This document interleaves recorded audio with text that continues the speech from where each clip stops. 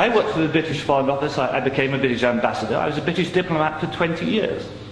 I was always very patriotic to be British. I was very, very proud.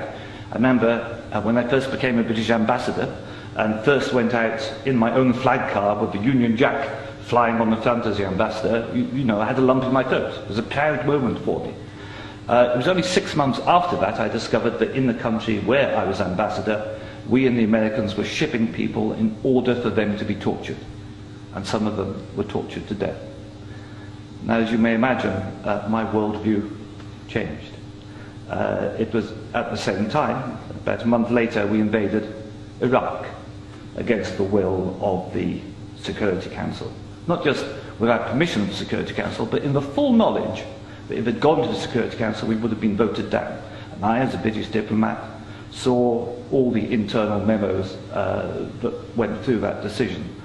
I know for certain, I used to be head of the FCO unit that monitored Iraqi weapons of mass destruction.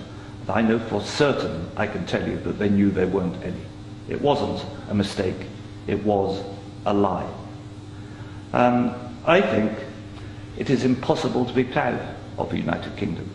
I think when we invaded Iraq, we did to the United Nations what Hitler and Mussolini did to the League of Nations. And I think what we've done since, where the truth is often much hidden, in the bombing. If you look, Libya, disaster now, we bombed it. We killed 15,000 people when NATO bombed Sirte, something they never told you on the BBC. And did we make it better? No. I saw in Uzbekistan, I saw the gas contract signed by Enron and a company called Unocal, which George Bush Sr. was on the board, to dig out gas pipelines from Uzbekistan and Kazakhstan over Afghanistan down to the Indian Ocean. That was actually what the Afghan war was about. They'd actually had talks with the Taliban and Unocal to see if the Taliban would provide pipeline security. The person who held those talks was the consultant for Unocal, who's a certain Mr. Karzai, who, after being employed by George Bush Sr. as a consultant, went on to become president of Afghanistan. That was their plan B. The Taliban wouldn't do it, so they invaded. It's usually, I've seen it on the inside, it's almost always about control of resources. It is every bit as corrupt as our first speaker. I'm sorry, I'm also terrible with names, indicated. You're absolutely right, Andrew. And I can tell you it's not an academic construct. The system stinks.